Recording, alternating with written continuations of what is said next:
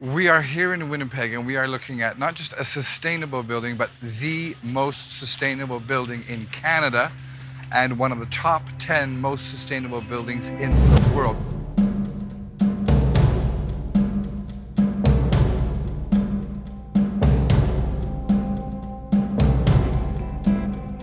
This is the Manitoba Hydro building. I don't know what Winnipeggers think, but when I first saw this building in 2009, I was deeply impressed, and I'm deeply impressed because this building isn't just a building. It isn't just a place where people work. It's a statement, and it's a statement about the city, about the planet, about how we inhabit it, about where we're going to be going in the future, about all those things. It's an enormously important building, and I'll tell you something. There aren't many buildings that are important.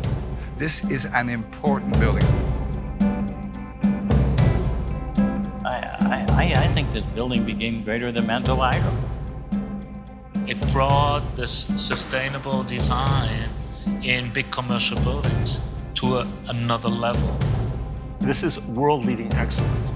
This is a virtuoso building. It is at the very height of excellence and global leadership. The Manitoba Hydro building is important because it shows people that sustainable architecture, the new architecture, manages to do so much more than just what a building traditionally does. You know, this is an intervention into a city, it's an intervention into an institution, it's a whole new way of doing things, and it works. It's all about a paradigm shift in thinking of how we move forward with our typical construction. In North America, we've gone on this linear progression of this is how we do things, and we're afraid to change. We make money doing it this way, our business is doing very well. I don't want to make that change, but in actual fact, that change can really be beneficial. So we really have to rethink the way we design, rethink the way we build. So everything that we do today is the future. It becomes the future instantaneously. And that's why hydro is important, because it's not some future that's way out there. Like some people think the future is like maybe 5 years out. It's not. It's right now. It's just the next second. You know, the buildings that we make now actually forecast the future. They are the future.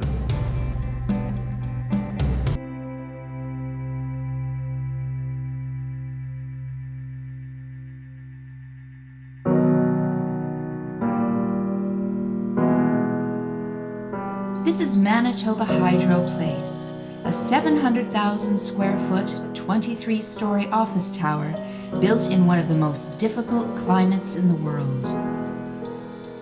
Conceived of in 2003 and opened in 2009, Hydro Place stands as one of the most astounding accomplishments in green building sustainable design.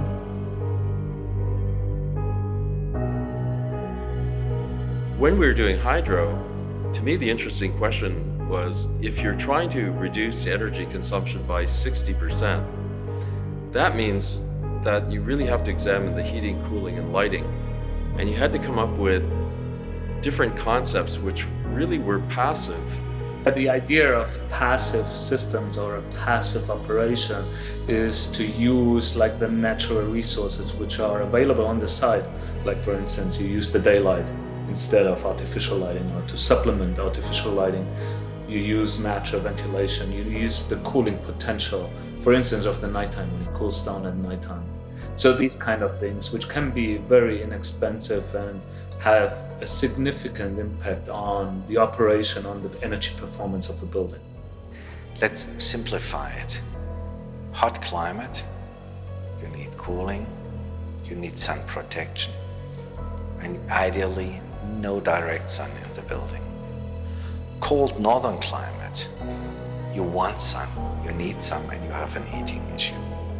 A building that has been designed to interact with its environment and to capture all of the available solar radiation and wind for natural ventilation as possible. And that's very, very unusual. There are very few buildings that do this, especially office buildings. Low-grade solar thermal. Everybody who lives in a cold climate has experienced low-grade solar thermal in the sunshine. And where have they done that? Get into your car in the middle of winter when it's minus 35 degrees, tremendously cold outside, but very, very sunny. You'll get in your car and it'll actually feel warm. If your car was sitting in the garage and you got up in the morning and it was very sunny outside, the car would not be warm at all. You wouldn't have any of that heating system in the car. You wouldn't have that low-grade solar thermal. Just taking the natural sun power, bringing it into a space, into a wall system, a window, letting it go into a space and heating that space. Why don't we use that quality? When you look at the form and structure of the building, it's not just the architect coming up with the idea, it's the architect, the engineer. How do we open that building up to the south so we can capture that sun, utilize it, store it in the ground so we can use it in the winter, the energy? Let's take a look at the fresh air system. The fresh air flows into one of 3 6-story tall south winter gardens. We have in the lungs of the building a series of grills which open up and naturally draw in the prevailing wind that's coming from the south. Here, the fresh air sits until its temperature rises to the desired degree. Again, simply by the sun passing through the huge windows, heating it up. This is one of several lungs in this building, and basically this is kind of a mechanical space. But the brilliance of what's happened here is that mechanical space has been designed so that it can be usable, not just usable, but usable in a very pleasant, attractive way. The function of the room is quite otherwise. The fresh air comes in from the outside. Intake valves distribute the air through the building. That wonderful 6-story waterfall that you see over here is actually a way of humidifying the air that is circulated through the building in the summer and in the winter. But when there's too much moisture, the cold water actually manages to draw it out of the atmosphere within the building. So I think that this is such an important message in the 21st century, how all these things have to do double duty. These hybrid spaces like this one here that serves a very prosaic mechanical function, but which is designed to be a space that can be used and enjoyed. If you can do that, if you can make everything do double or even triple duty, then we have a chance of making cities that are truly sustainable.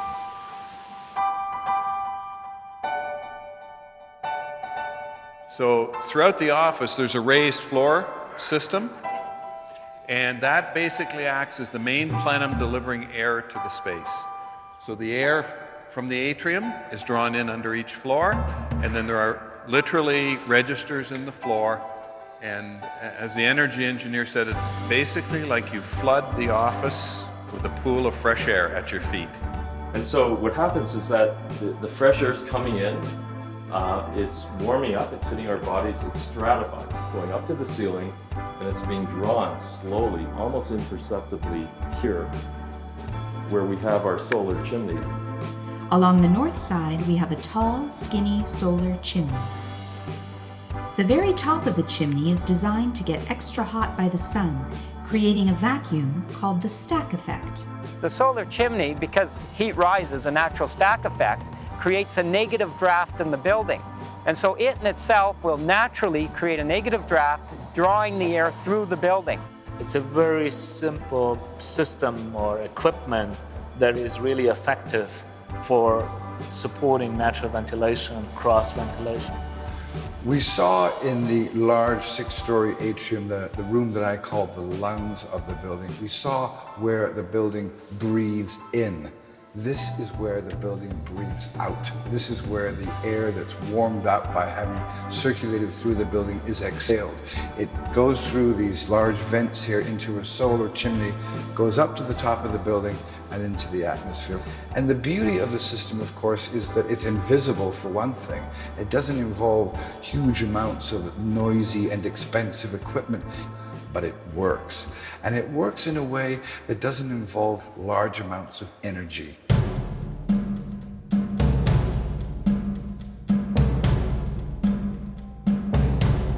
All of the air conditioning and half the heating of the building are provided through a geothermal field under the site. So we can put energy in the summer and take it out in the winter. Sitting directly under the building are 280 geothermal loops. The principle of geothermal is that while the outside air temperature fluctuates from -35 degrees to +35 degrees, The underground earth temperature remains much more moderate at plus 12 to 24 degrees Celsius during winter and summer, respectively. And what we do is we take the heat out of the ground in the middle of winter to heat the building, and that heat then is transferred to a liquid water, and it's circulated through 1,000 miles of tubing that's embedded into the concrete ceiling and floor. This geothermal liquid flows through these tubes through the entire building at our desired temperature, creating radiant heat or cooling. We can control the entire temperature of the structure itself with very little energy. It's the building itself that just is this temperature. There's a large portion of any temperature in any place that you are that during the year you're going to have a temperature that's fine. The outside temperature is perfect for the inside temperature. So why not just open up the building and let the building literally be like you're outside? And you think there is no intermediate season in Winnipeg, but the building last year operated 40% of the time in natural ventilation mode. Mechanical systems were turned off completely 40% of the time, which is enormous in a climate like this. And the skin of the building is really critical to not only how the building performs, but how it looks. So from the outside, it's a glass building, but the glass is fundamental to daylighting, the operable windows. I think people gasp when they see the windows starting to open on the building, but they're fundamental to a natural ventilation system, without which you can't take advantage of any of the natural phenomena outside the building. And it's not that we think that every building has to have a double facade, but I think it was the possibility in this climate that people get operable windows, so that we can turn off, in shoulder seasons, we can turn off mechanical ventilation. And through the double facade, people can open their window and the solar chimney draws the air through the space out of the building. And one of the first things we hear from literally anybody that comes into the office tower is you could immediately feel the fresh air. Because a lot of time has been spent on, being able to make a building that would have, 100% fresh air, non-recirculated. I think that people are talking about that in the workplace. I think it's fantastic. And now, what is a double facade? A double facade is essentially a gap between two outsides of a building. In our case, it's a 4-foot wide buffer zone, and just like the Winter Garden's greenhouse effect, the sun simply warms the air in this space, effectively creating an insulating layer of air all around the building. There is no need for fiberglass insulation or thick walls, just air and solar radiation. And in the summer, this space is cooled with the geothermal tubes running through the concrete bones of the building. Now, the building itself has a number of weather stations in it. So the weather stations tell the building management system basically what's happening on the outside, so it's reading what's happening in the climate. Simultaneous to that, we have a number of flow meters and a number of measurements through each of the double wall systems as well as the floors, so that we know what's happening within the building and how it is functioning in terms of what the weather is doing so that we could optimize that operation. So basically what happens when the weather says it's nice enough to open the windows, the building management system will sense that through our weather station, and the windows will automatically open. Simultaneously, the blinds will open, etc.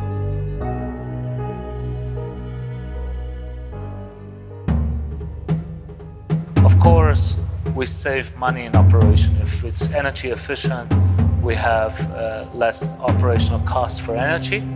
But I think what's more important is the well-being of people. Top of the list was supportive workplace, a healthy, contemporary, effective office environment for staff. Really, we were after comfort. That's the bottom line. Like you'd say that all goals are important, but if the people inside aren't comfortable, then we've got a problem. We weren't coming here to build a building that had better energy ratings. That was a side benefit, but the real benefit was building a workplace where people wanted to be, where it was healthy and where people wanted to live. And I think that's the beauty of many of these green, sustainable buildings, that they feature technologies which increase the well-being. Like operable windows, we know that. Like there are so many studies done which prove that people feel better if they have an influence on their air quality in the space. And let's say some temperature control by opening the window. So this kind of shape of the building was the possibility to get a lot of daylight very deep into the building. And that really has a big impact for staff, is how much daylight you have. And I think the whole lesson of this building is that it can be done. I mean, for Winnipeg, with its freezing cold winters and its boiling hot summers, you'd think would be a very difficult environment to do this kind of building. But it's been done. This is it. This is the proof right here. We're sitting in it.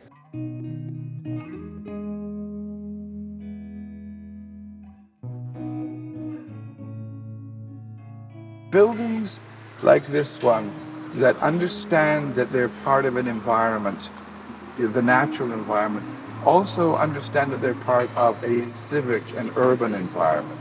Most structures, the thought process goes no further than the facade. Where the building ends is where the thought ends. In this case, it's where the thought begins. And that's why this building is so important. Even if it weren't sustainable, which it is, it would be important because it's trying to bring life back to this city, Winnipeg. One of the key reasons that KPMB was selected for the project was because of their strong sense of urbanism and how they saw that structure fitting into the fabric of Winnipeg to enhance the urbanism of Winnipeg, to enhance an opportunity for the Winnipeggers. The Galleria space, for example, works beautiful. Number of fronts, from being able to hold social functions like weddings, etc., to all kinds of other civic functions within the building that are just going to be fantastic given the space that the architects have created. I would say that we were driven to make those public spaces because we have confidence in the idea that making a healthy public realm in a city is a very, very good thing to do. So I think this is, let's say, probably the bigger achievement than the energy efficiency, the contribution to downtown Winnipeg. And this is common with most clients, I assume? Common? I think I've never ever had a client like this. Never ever. Also not in Europe. And I think this is what we keep telling clients as the great experience of Manitoba Hydro. First of all, a building design process is a process where you rethink how you operate.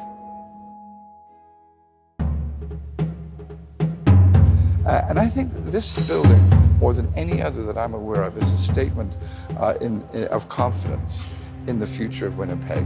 It does all kinds of things, I think, to try to bring life back to this city. You know, there's a small detail here which I find very interesting. All the old hydro buildings had cafeterias. This one doesn't. And the argument was very, very simple. They wanted to force the 1,800 people who work here out into the downtown core to have their coffee breaks, eat lunch, whatever, to sort of bring life back into the downtown. This is a building that suggests a whole new relationship that we can have with the downtown, with the city. And I think as an urban statement, it's a profound one. And I think there is a possibility that it could lead to some kind of regeneration of urban Winnipeg, which desperately needs to have that spark of life, that statement of confidence that's been lacking for so long.